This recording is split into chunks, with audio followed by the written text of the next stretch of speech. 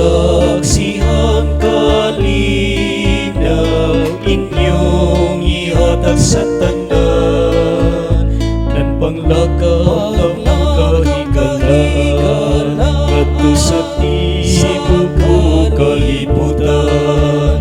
Isangyaw ang maayong balita, isangyaw ninyo ang kaluwasan, ipakita mo pagkasayo sa tanan